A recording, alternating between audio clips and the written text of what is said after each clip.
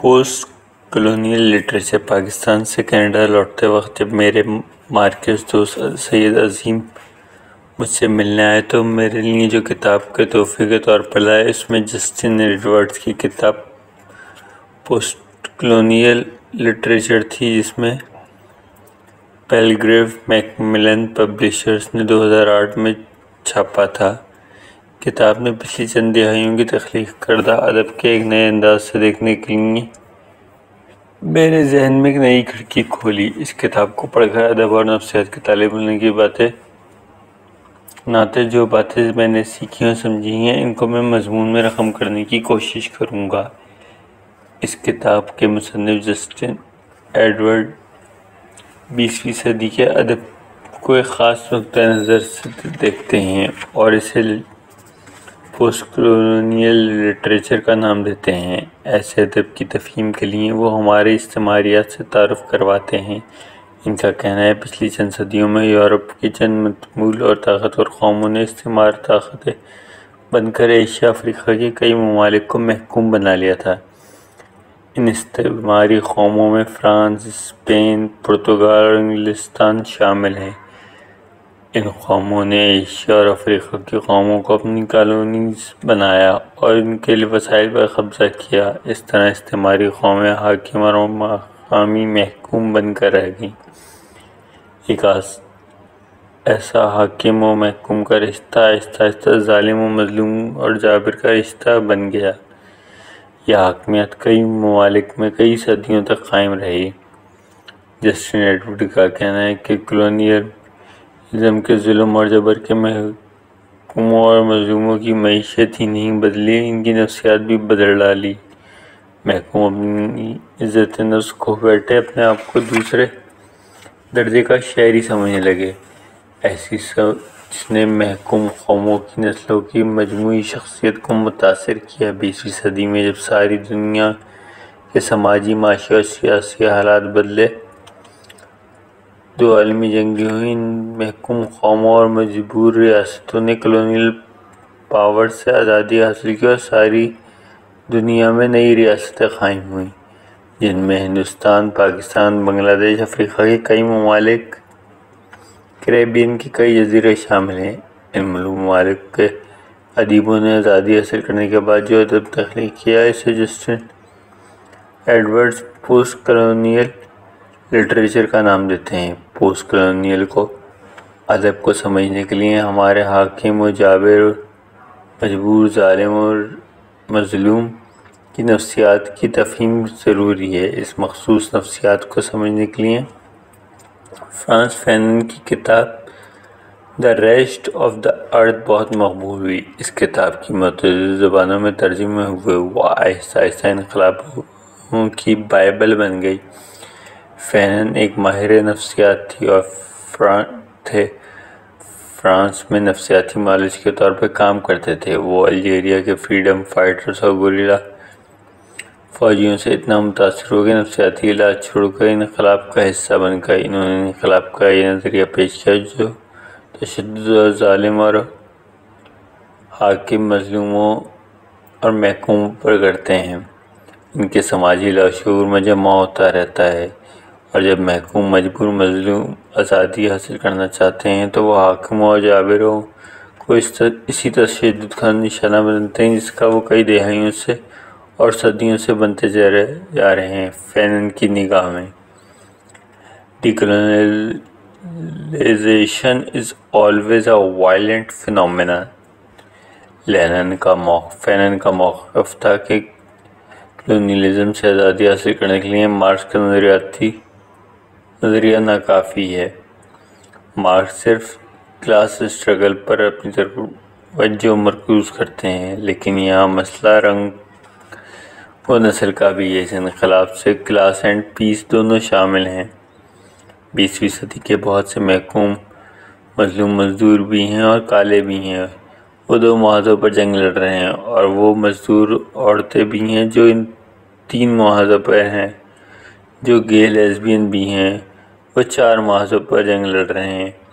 Justin Edwards ہمیں بتاتے ہیں کہ جہاں فینن آزادی حاصل کرنے کے لیے تشدد کو ناگزیر سمجھتے ہیں، وہیں جنوبی افریقہ کے کالوں کی سیاسی آزادی ایک ایسی مثال ہے جہاں انقلاب کی صبح جمہوریت کی راؤ سے ہو کے طلوع ہوتی ہے اور کالوں سے الیکشن سے اکثریت حاصل کرتے ہیں۔ اقتدار حاصل کرنے کے بعد ان کے لیڈر نیلسن مینڈیلا اور ڈیزمنڈ ٹوٹو نے تو گوروں کو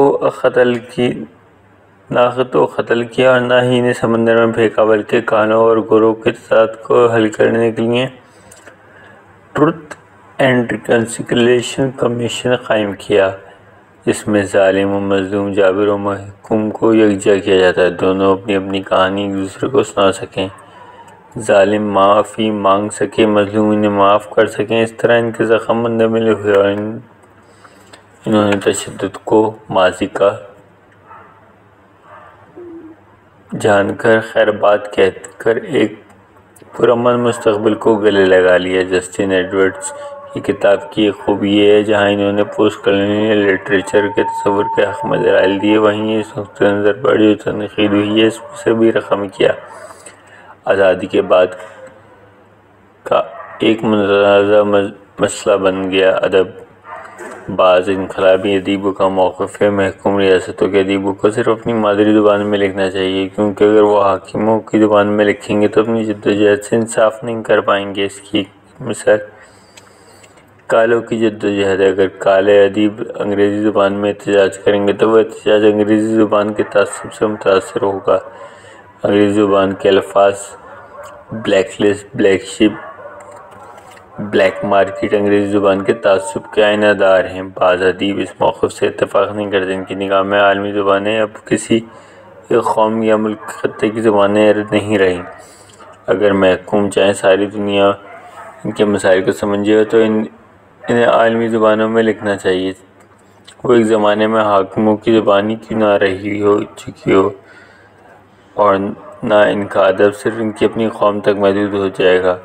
بعض ادیبوں کا خیال ہے ہر قوم کے ادب مختلف ادبی، سماجی، نفسیاتی، مذہبی اور نظریاتی حالات سے متاثر ہو کر ادب تخلیق کرتے ہیں، اس لیے ہندوستان، کیوبا اور جنوبی افریقہ کے ادب کو پوسٹ کالونیل ادب کی ایک اینک سے دیکھنا انہیں محدود کرنا ہے۔ بعض ادیبوں کا یہ بھی خیال ہے کہ پوسٹ کالونیل ادب کا نظریہ ایک سیاسی نظریہ ہے جسے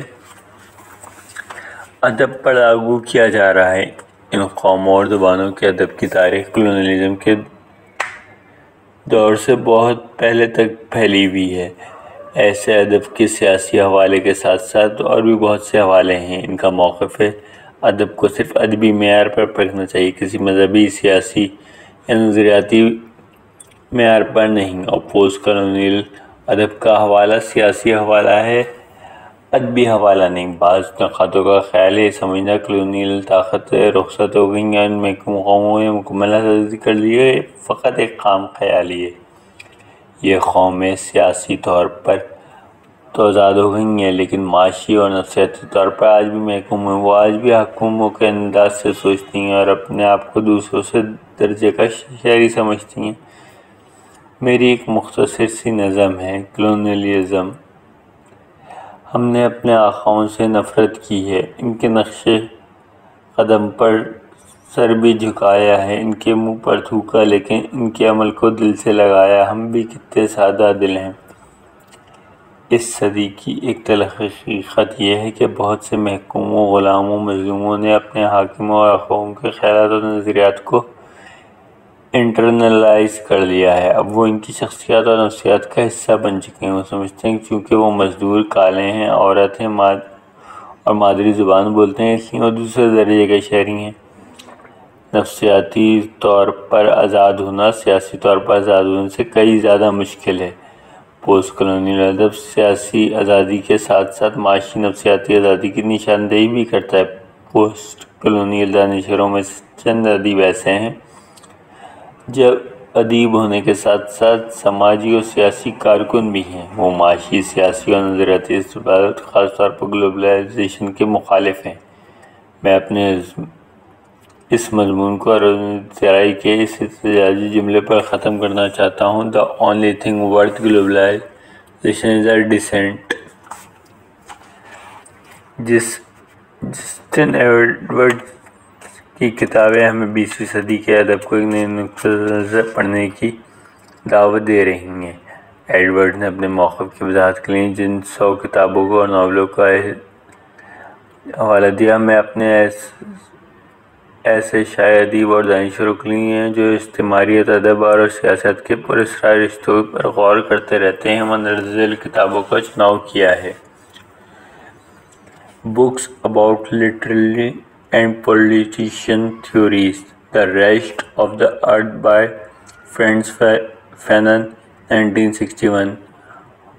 Orientalism by Edward Said, 1978. Writing and Difference by Jacques Derrida, 1978. The Location of Culture by Homi Bhabha, 1994.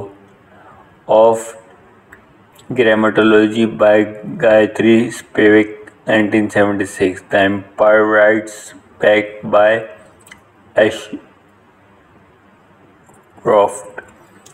Griffin and Tiffin, 1989. Imagined Communities by Bandit Anderson, 1983.